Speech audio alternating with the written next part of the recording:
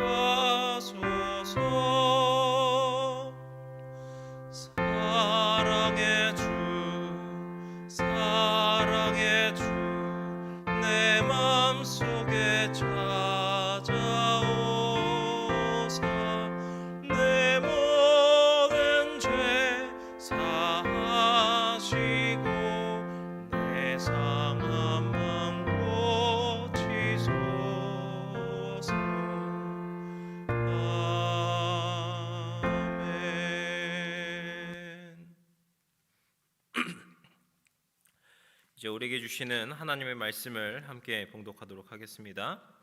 이제 저희 수요예배 때 우리 마가복음 함께 나누실 텐데요. 마가복음 9장 2절에서부터 13절까지의 말씀을 함께 보도록 하겠습니다.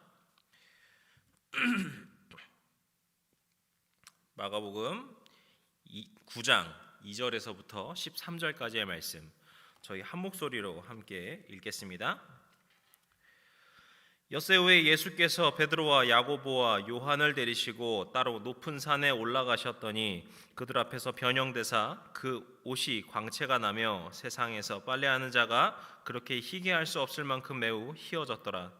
이에 엘리야가 모세와 함께 그들에게 나타나 예수와 더불어 말하거늘 베드로가 예수께 고하되 랍비여 우리가 여기 있는 것이 좋사오니 우리가 초막 셋을 짓되 하나는 주를 위하여 하나는 모세를 위하여 하나는 엘리야를 위하여 하사이다 하니 이는 그들이 몹시 무서워함으로 그가 무슨 말을 할지 알지 못함이더라. 마침 구름이 와서 그들을 덮으며 구름 속에서 소리가 나되 이는 내 사랑하는 아들이니 너희는 그의 말을 들으라 하는지라. 문득 둘러보니 아무도 보이지 아니하고 오직 예수와 자기들 뿐이었더라. 그들이 산에서 내려올 때 예수께서 경고하시되 인자가 죽은 자 가운데서 살아날 때까지는 본 것을 아무에게도 이르지 말라 하시니 그들이 이 말씀을 마음에 두며 서로 문의하되 죽은 자 가운데서 살아나는 것이 무엇일까 하고 이에 예수께 여짜와 이르되 어찌하여 서기관들이 엘리야가 먼저 와야 하리라 하나이까. 이르시되 엘리야가 과연 먼저 와서 모든 것을 회복하거니와 어찌 인자에 대하여 기록하기를 많은 고난을 받고 멸시를 당하리라 하였느냐. 그러나 내가 너희에게 이르노니 엘리야가 왔으되 기록된 바와 같이 사람들이 함부로 대우하였느니라 하시니라. 아멘. 할렐루야. 오늘 이 수요예배, 이 새해 첫 수요예배에 오신 성도님들 주님의 이름으로 사랑하고 축복합니다. 우리 이렇게 영상으로 함께 만나지만 우리가 그 가운데에서도 이 새해에도 주님께서 주시는 그 은혜로 그 말씀의 기쁨으로 살아가는 우리 모두가 되었으면 좋겠습니다. 저희가 지난주에 전도서 강해를 드디어 마무리하게 되었는데요. 그리고 이제 새로운 말씀을 시작합니다.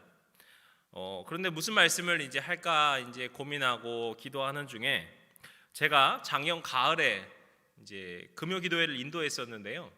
그때 이제 마가복음 앞부분을 제가 함께 이렇게 나눴습니다. 그래서 마가복음 1장부터 8장까지를 나누면서 예수님께서 태어나시고 그리고 갈릴리에서 하셨던 그 사역에 대한 그 1장부터 8장까지 이야기를 했는데요.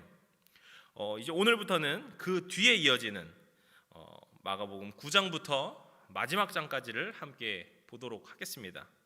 그래서 만약에 그전 마가복음 1장부터 8장까지가 무슨 내용인가 궁금하신 분이 계시다면 참 이제는 감사하게도 우리가 유튜브를 통해서 다시 이전 내용들을 볼 수 있기 때문에 이전 금요기도의 말씀을 좀 참고하시고 다시 들어보셔도 아마 좋을 것 같습니다. 또 오늘은 이제 주님께서 현현하시고 나타나셨다라고 이제 하는 이 성서 달력에서 보시면은 이것을 주현절이라고 이야기를 하는데, 그리고 또 이제 우리가 마가복음 말씀을 쭉 나누다 보면은 이제 그 가운데서 사순절이 나오고 또 고난주간 그리고 부활절까지 우리가 함께 이 말씀을 볼 것입니다. 그렇게 우리 이제 새해 첫 시작을 하면서 예수님의 생애와 함께 걸어가시며 살아가시는 그렇게 구세주로 이 땅에 오신 예수 그리스도를 함께 나누는 그런 귀한 믿음의 여정, 말씀의 기쁨의 시간이 되었으면 좋겠습니다. 그래서 오늘 이제 함께 나눌 말씀은 마가복음 9장의 말씀인데요. 이 마가복음 9장의 말씀, 특히 오늘 말씀은 마가복음 안에서도 굉장히 중요한 특별한 말씀입니다. 이전에 봤던 저희 마가복음 8장까지의 이 예수님의 사역지는 처음에 말씀드린 것처럼 갈릴리 주변 지역이었습니다. 그러다가 8장 마지막에 예수님께서는 이 제자들을 데리고 이 가이사랴 빌립보라고 하는 지역에 가시는데, 이 갈릴리라고 하는 지역도 이 이스라엘에서 굉장히 북쪽에 있는 곳이거든요. 근데 그 이스라엘 너머 북쪽에 있는 굉장히 북쪽으로 올라가서 그곳으로 가십니다. 그리고 이 지점부터 오늘 말씀을 시작해서 이제 쭉 이동을 하게 되는데, 이 가이사랴 빌립보에서 내려오시고는 갈릴리를 통과하십니다. 그리고 요단강을 따라서 쭉 내려가시다가 이 마가복음 10장 46절에 보시면은 이제 어디에 가셨냐? 여리고라는 도시에 갔는데, 이 여리고는 예루살렘 바로 옆에 있는 도시입니다. 그러니까 이 전까지의 예수님의 사역은 갈릴리 주변에서 천국 복음을 전파하신 것이었다면은 이제 이 9장부터 시작해서 예수님의 사역의 자리는 이제 예루살렘으로 향하여 가시는 그 이동이 일어나고 있는 것이죠. 그런데 예루살렘으로 간다는 것이 어떤 의미입니까? 우리는 예수님의 생애를 많이 들어보았기 때문에 잘 아실 것입니다. 이제 이 땅에서의 사역을 마무리하시고 예루살렘에서 희생 제물로서 죽임을 당하시는, 그것도 그냥 죽임 당하시는 것이 아니라 모진 고초를 감당하시고 십자가 형벌이라는 끔찍한 죽음을 맞으시는 그 사역의 마무리로 가시는 길이었습니다. 그렇게 해서 이제 이 중요한 사역의 변화를 앞두고 있는 것이 오늘 말씀인데, 그 변화를 앞두고서 오늘 주님께서 보시면은 변형되셨다라고 나옵니다. 이것은 뭐 원어에 보셔도 말 그대로 예수님의 모습이 변하게 되었다라는 말인데요. 특별히 오늘 말씀에서 보시면은요, 예수님께서 이 제자들에게 변형되고 있는 그 모습을 보이고자 하셨다라는 것을 우리가 엿볼 수 있어요. 2절에 보시면은 예수님께서 먼저 베드로와 야고보와 요한을 데리고서 높은 산으로 가셨다라고 나옵니다. 여기서 이 베드로와 야고보와 요한은 이 12제자들 가운데서도 예수님께서 가장 처음으로 불렀던 그 제자 4사람 중에 한 명이죠. 안드레를 제외한 그 3사람이고요. 이 성경에서도 이 복음서를 쭉 보셔도 이 3사람이 어떤 성경에서 굉장히 복음서에서 중요한 역할을 하고 있는 어떤 대표성을 띠고 있는 제자들이라고 보실 수 있습니다. 그러니까 이 셋을 데리고 가셨다는 것은 실상 이 셋만 데리고 가신 것이 아니라 이것을 제자들에게 알리시기 원하셨다는 것을 볼 수 있는 것이죠. 그리고 그 다음에 또 이어서 보시면은요, 예수님께서 그들 앞에서 변형되셨다라고 나옵니다.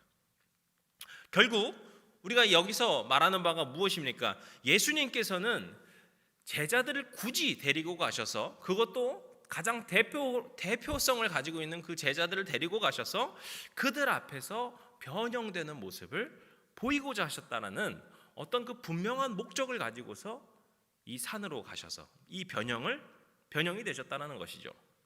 그렇다면 예수님께서는 왜 제자들에게 자신의 이 변형됨, 뭐 성경에서 보시면은 정말 세상에서 빨래하는 자가 그렇게 희게할 수 없을 만큼 희어질 정도로 예수님이 그렇게 변형되는 것을 보이고자 하셨을까요? 우리가 그 목적에 대해서 성경이 뭐 이런 목적이다, 이런 이유다, 이것을 막 분명하게 말하고 있지 않기 때문에 여러 가지 추측들이 가능하고 분명한 뭐 답을 딱 이렇게 말을 할 수는 없는데요. 저는 오늘 말씀을 이렇게 묵상하면서 이것은 이 제자들을 향한 사랑이지 않은가라는 묵상이 되었습니다. 이게 무슨 말이냐면요, 이것을 예수님께서 그 사역의 변화, 저희가 처음에 나눴던 예수님의 이 사역이 변화된다라는 점을 놓고 볼 때 더욱 그런 생각이 됩니다. 처음에 예수님을 따르고 있던 제자들은 예수님을 뭔가 굉장히 좋은 선생님, 좋은 랍비 정도로 봤습니다. 그런데 그분이 행하시는 놀라운 이적들과 그분이 이 바리새인들, 서기관들을 정말 누르시면서 하시는 그 놀라운 그 말씀들을 보면서 그들에게 감동이 일어나고 점차 예수님과 함께하면서 이분이 그냥 랍비, 그냥 이분이 좋은 선생님이 아니라 이분은 정말 메시아이시구나, 이분은 우리를 구원하실 구세주 그리스도시구나라는 것을 깨닫습니다.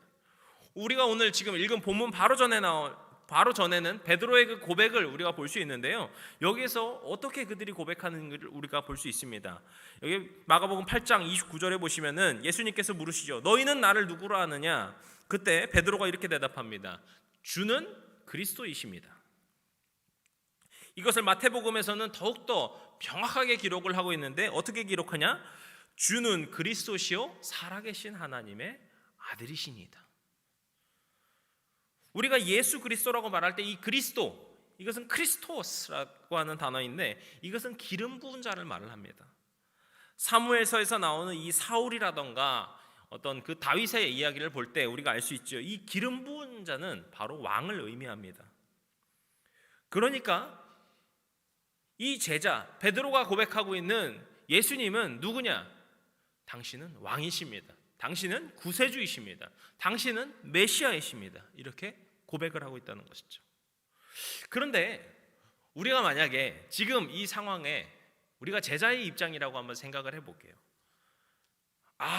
우리가 제자로서 예수님께서 진정한 그리스도시구나, 그분이 정말 살아계신 아들이시구나, 이걸 깨달았어요.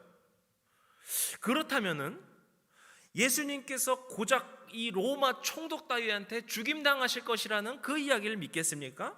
아니면은 이 로마를 다 엎어버리고 이스라엘의 왕으로서 하나님 나라를 통치할 것을 믿으시겠습니까? 당연히 후자를 더 믿겠죠. 예수님께서 하나님의 아들이시다라는 것을 믿으면 믿을수록 더 후자를 믿게 될 겁니다. 로마, 그게 무슨 상관이야? 세상을 창조하신 하나님의 아들이신데 이 세상을 통치하실 구세주가 아니신가? 통치하실 왕이 아니신가? 아마 그렇게 더 믿고 고백하지 않았을까 생각이 됩니다. 하지만 예수님의 사명은 우리가 잘 알다시피 그런 사명이 아니었습니다. 예수님은 어떤 영광스러운 자리로 가는 그런 사명을 가지 않으셨습니다. 예수님의 사명은 온 인류를 위한 사랑의 희생, 자기 자신을 내어드리는 희생이 주님의 사명이었습니다.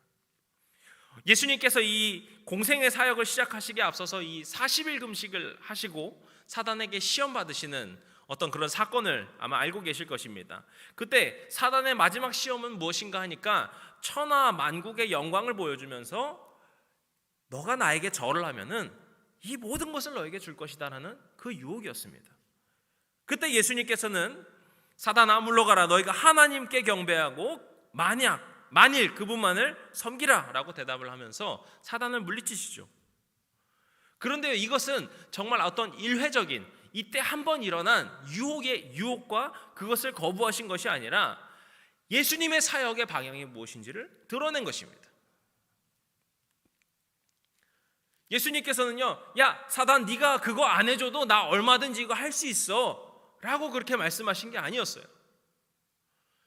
나의 사역은, 나의 사명은 이제 이 영광을 쫓는 삶이 아니라 이 땅에서 희생되고 죽임당해야 되는 사명이라는 것을 분명하게 하시는 것이죠. 나전히 이 땅에 오셔서 자신의 목숨을 내어주심으로써 그 사명을 완수하시는 것이 주님의 사명이었습니다. 하지만 제자들은 그것을 이해할 수도 없었고 받아들일 수도 없었을 거예요. 그래서 베드로가 이 예수님께서 앞으로 죽으셔야 된다는 이야기를 처음에 들었을 때 그것을 항변하죠. 그러다가 막 크게 혼까지 나는데요.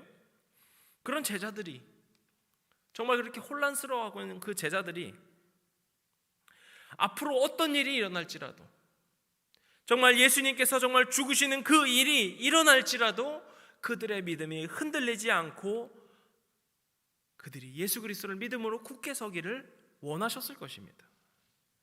그래서 제자들에게 자신의 이 변형되심을 보이신 것이죠. 그곳에 있던 엘리야, 모세, 그리고 하나님의 음성 역시 그런 점을 보여주고 있습니다. 엘리야랑 모세는 당시 이스라엘 사람들이 크게 존경하고 있던 믿음의 선진들의 대표를 보여줍니다. 그리고 예수님과 함께하는 모습, 그들이 예수님과 함께하는 모습, 그리고 하나님의 음성이 구름을 통해 나타나는 것을 통하여서 우리가 믿고 있는 예수님이 바로 그리스도가 맞으시오. 그분이 죽임당하는 일이 있을지라도 그분은 우리의 구세주시구나, 그것을 확신시켜주고 하심이라는 것이죠. 물론 그럼에도 불구하고 제자들은 예수님이 죽으신 후에 다 도망치기는 합니다. 하지만 다시금 주님께서 부활하시고 그들 앞에 나타나셨을 때 그 후에 제자들의 삶이 정말 놀랍게도 변하여서 그들이 어떠한 시련 가운데서도, 어떠한 고난 가운데서도 정말 순교해 자기의 목숨을 빼앗아가는 그 위기의 상황을 앞두고서도 예수 그리스도만을 증거하는 삶, 참된 제자의 삶을 살아갈 수 있었습니다. 이것이 단순히 예수 그리스도께서 부활하신 사건뿐만이 아니라 그 제자들이 쭉 살아오면서 예수님과 함께하면서 보았던 그것을 통하여서 예수님께서는 제자들의 믿음을 굳건하게 세워주시고 그들에게 평안의 약속을 주고 계셨던 것입니다. 지금 우리의 믿음 생활도 마찬가지인 줄로 믿습니다. 예수님께서는요, 우리의 믿음을 통하여서 일하시는 분이십니다. 그리고 때로는 우리의 믿음이 연약해 할 때도 그 믿음을 굳건하게 세워주시는 분이시기도 합니다. 우리가 삶의 문제로 치여서 낙심하고 있을 때 우리가 누구를 의지해야 됩니까? 두려움과 염려로 인하여서 마음이 흔들릴 때 우리가 무엇을 바라봐야 됩니까? 우리가 참된 주님만을 바라봐야 되지만 우리의 믿음이 연약하여서 우리의 믿음이 흔들려서 그렇게 하지 못하고 세상의 것을 바라보고자 하고 정말 세상에 누군가가 나를 도와주고자 하는 그런 유혹에 빠지기도 합니다. 그때 우리의 믿음의 연약함을 숨기는 것이 아니라 우리의 연약함을 주님 앞으로 나아갈 때,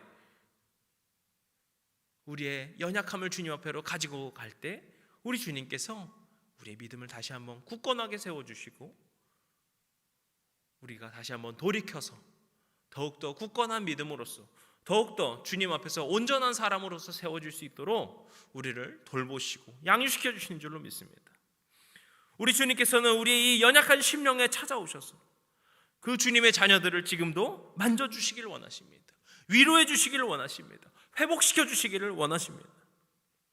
주님께서는 우리를 질책하고자 하시는 것이 아니라 우리에게 새 힘을 불어넣어 주시기를 원하시고 우리에게 위로와 평안으로 응답해 주실 줄로 믿습니다. 그리고 그 힘을 힘입어서 우리가 믿음으로써 승리의 깃발을 꽂게 되는 것인 줄 믿습니다. 오늘 이 시간 우리가 함께 고백할 때 주님, 우리의 이 연약한 믿음을, 우리의 힘없음을 바라봐 주시고 주님의 그 긍휼하신 마음으로 우리를 다시 한번 세워주시옵소서. 우리에게 새 힘을 주시고 주님의 평안을 허락하여 주시옵소서. 주님께 간절히 구하며 나아가시는 우리 모든 성도님들 되시기를 축복합니다. 그리고 또 하나 중요한 사실은 예수님께서 자신의 사명에 충실하게 행하고 계심을 오늘 말씀에서 또한 볼 수 있습니다. 오늘 말씀 9절에 보시면은요, 예수님께서 이 사실을 아무에게도 알리지 말라라고 명하십니다. 그런데 이것을 언제까지 알리지 말아야 되는지, 너희들이 언제까지 이것을 함구하고 있어야 되는지를 또한 분명하게 알려주시는데요, 바로 인자가 죽은 자 가운데서 살아날 때까지입니다. 제자들은 이것이 무슨 말인지 이해하지 못했죠. 하지만 예수님의 생애를 알고 있는 우리들은 이 말이 무슨 말인지 알고 있습니다. 바로 예수님께서 십자가에 달려 죽으시고 3일 만에 부활하신 것, 그렇게 자신의 사명을 완수하신 그 일을 말합니다. 그런데 왜 그때까지 이 예수님의 이 변형 사건을 비밀로 해야 됐을까요? 이렇게 예수님께서 자신이 구세주이심이 드러날 때 그것을 함구하도록, 그것을 말하지 않도록 명령하시는 그 모습을 신학적으로는 메시아적 비밀이라고 표현하는데요, 여기서 이런 비밀을 또 여러 가지 관점으로 바라보기는 합니다. 그런데 여기서 중요한 것이 무엇이냐면은 예수님께서 자신이 죽으시고 부활하심으로써 그 부활하심을 통하여서 내가 구세주이고 그리스도이심을 보이셔야 했다는 것입니다. 그 전까지는 그것이 비밀이어야 했었다는 것이죠. 이것이 메시아적 비밀로 보는 관점인데요, 우리가 여기서 볼 수 있는 것이 무엇입니까? 바로 주님께서는 자신의 사명이 무엇인지를 알고 그 사명에 최선을 다하고 계셨다라는 것입니다. 자신의 사명을 완수하시기 전까지, 마무리하시기 전까지는 이것을 비밀로 붙이시면서 어떻게 보면은 사람들 앞에 영광스러운 그 일을 드러낼 수 있음에도 불구하고 고난과 멸시와 죽임이라는 가장 고통스러운 일을 당하시기 전까지는 그 모든 일을 숨기고 계셨다는 것이죠. 오늘 또 본문 마지막 절에 보시면 엘리야에 대한 이야기가 나오는데요, 다른 공관복음서에서 보시면은 예수님께서 여기서 말씀하시는 엘리야가 요한이라는, 세례 요한이라는 것을 알 수 있습니다. 그리고 예수님께서는 엘리야, 그러니까 세례 요한이 왔지만 사람들이 그를 함부로 대했다라고 오늘 본문 마지막 절에서 말씀하고 계시는데요, 이 세례 요한은 정말 또 하나님의 사명에 충실했던 사람이죠. 자신의 어떤 그 높고 낮음, 자신의 위치를 바라보던 사람이 아니라 정말 낮은 자리에서 정말 백성들을 섬길 줄 아는 사람이었고, 정말 사람들의 존경을 받고 있었지만 내가 예수 그리스도의 신발끈을 풀기도 감당하지 못한다라고 할 정도로 자신을 겸손하게 낮출 수 있는 그런 사람이었습니다. 이렇게 세례 요한도 역시 하나님께서 자신에게 주신 그 사명의 자리를 충실하게 지킨 그런 사람임을 볼 수 있습니다. 이렇듯 하나님의 사람들, 하나님의 뜻으로 살아가는 사람들은 하나님께서 주신 자신의 사명을 충실하게 행하는 사람들입니다. 예수님께서는 자신의 메시아임을 드러내시면은 사람들이 더 칭송할지는 모르죠. 놀랍게 변형되셨다더라. 주님께서는 정말 대단한 분이시라더라. 하지만 주님께서는 그런 세상의 영광을 바라신 것이 아니라 그저 묵묵히 자신의 사명을 완수하기를 나아가셨습니다. 세례 요한도 역시 하나님께서 자신에게 부르셨던 그 자리로 나아가서 그 사명을 다하였습니다. 오늘 우리가 이 예수님의 모습, 그리고 예수님께서 말씀하고 계시는 이 세례 요한의 모습을 본받기 원합니다. 우리도 우리에게 주어진 각자의 자리에서 그 소명을 가지고 살아갈 때 우리 주님께서 기뻐하실 줄로 믿습니다. 우리를 부르신 하나님의 자리는 참 다른 모습입니다. 어떤 사람은 세상에서 영향력 있는 사람으로 살아가면서 주님의 사명을 다하는 그런 사람도 있을 것입니다. 하지만 또 어떤 사람, 다른 사람들, 정말 어떻게 보면 많은 우리 보통적인 우리들이라고 볼 수 있을 텐데, 그런 보통의 사람들은 그저 보이지 않는 낮은 자리에서 묵묵히 살아갑니다. 하지만 그 자리에도 역시 하나님의 사명이 있는 줄로 믿습니다. 매일매일 밥하는 그 일상이 나의 소명이기도 합니다. 사무실에 앉아 키보드만 두드리고 있는 것 같은 답답하다고 느껴지는 그 일상의 자리가 우리 모두의 소명의 자리이기도 하다는 것입니다. 그런 작은 일들 가운데 우리가 최선을 다하며 살아가고 그것을 나의 사명을 가지고 살아갈 때 그런 작은 우리의 자리들을 통하여서 하나님께서 주님의 나라를 세우시는 줄로 믿습니다. 예수님께서는 주님의 사람들이 세상에서 빛과 소금이 되어야 된다고 말씀하셨는데요, 우리가 때로는 이 빛과 소금이 되어야 된다는 것이 그저 우리가 세상에서 복음을 전해야 된다는 정도로 그치는 것 같아서 참 아쉬울 때가 있습니다. 빛과 소금이라는 것이 무엇입니까? 어두운 곳이 있을 때 그곳을 밝히는 것이고, 맛을 잃은 것이 있을 때 그 맛을 살려내는 것입니다.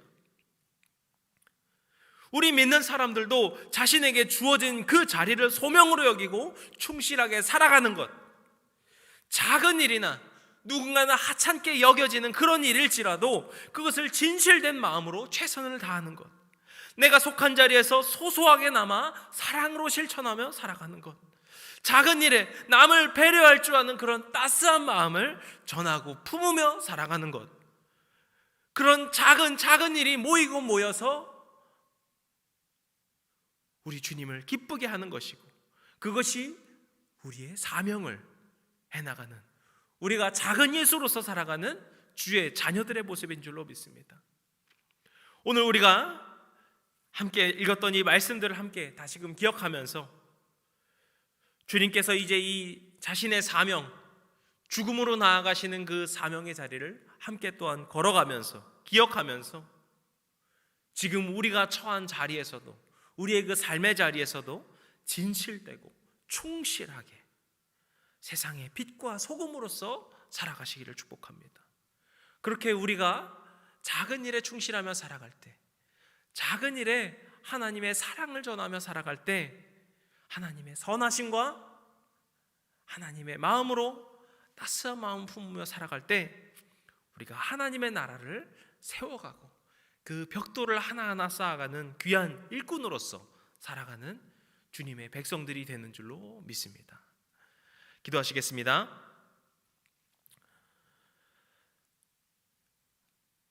오늘도 이 시간 우리가 말씀으로 주님 앞에 나아갑니다. 사랑이 많으시고 우리를 날마다 그 사랑으로 품어주시는 주님,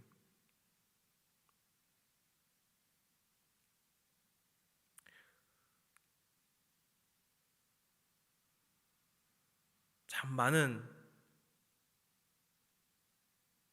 악한 일들, 어려운 일들을 세상에서 보고 접할 때가 많이 있습니다. 참 가슴 아픈 일들을 볼 때도 있습니다. 그럴 때마다 내가 할 수 있는 일이 없어서 무력함에 무너질 때도 있습니다. 그저 내 앞에 주어진 일에만, 그 일에조차도 벅차서 하루하루 벅차게 살아가는 우리의 모습을 또한 볼 때도 있습니다. 하지만 주님, 이 시간 우리 주님의 삶을 기억하면서, 주님께서 보여주신 그 삶의 걸음들을 우리가 기억하면서 우리의 믿음의 삶을 정말 충실하게 주님의 사명을 다하며 살아가는 주의 자녀들이 되게 하여 주시옵소서. 우리의 믿음이 흔들리고 낙심하고 주저앉을 때 주님께서 우리에게 새 힘 허락하여 주시고 우리를 일으켜 주시는 역사가 있게 하여 주시옵소서. 그래서 우리에게 주어진 그 작은 일일지라도 그 일 가운데서 하나님의 사랑을 전하고 주님의 마음으로 정말 따스한 마음을 가지고서 살아갈 때, 정말 진실되게 충성되게 살아갈 때, 성실하게 살아갈 때 우리 주님께서 주님의 나라를 이루어 가실 줄로 믿습니다. 우리의 이 작은 섬김들 하나하나가 모여서 주님의 아름다운 사랑을 전할 줄로 믿습니다. 때로는 어둡다고 생각되는 하루하루를 살아가기도 하지만 그 가운데서 빛 되신 주님만을 바라보며 주님의 인도하심을 따라가며 살아가는 주의 자녀들 되게 하여 주시옵소서. 우리가 말씀을 품으며 살아갈 때, 우리가 또한 한 주간 살아갈 때 그 말씀이 우리의 힘이 되어서 살아가는 주님의 백성들 되게 하여 주시옵소서. 그렇게 주님의 나타나심을 믿으며 주님의 그 광채를 바라보며 기쁨으로 살아가는 주의 자녀들이 되게 하여 주시옵소서. 오늘 이 시간, 그리고 우리와 항상 함께 하여 주시는 사랑이 많으시고 풍성한 은혜로 우리로 채워주시는 우리 주님 예수 그리스도의 이름으로 기도드렸습니다. 아멘. 주기도문으로 예배를 마치겠습니다. 하늘에 계신 우리 아버지여, 이름이 거룩히 여김을 받으시오며 나라의 임하옵시며 뜻이 하늘에서 이룬 것 같이 땅에서도 이루어지이다. 오늘날 우리에게 일용할 양식을 주옵시고 우리가 우리에게 죄진 자를 사하여 준 것 같이 우리의 죄를 사하여 주옵시고 우리를 시험에 들게 하지 마옵시고 다만 악에서 구하옵소서. 나라와 권세와 영광이 아버지께 영원히 있사옵나이다. 아멘.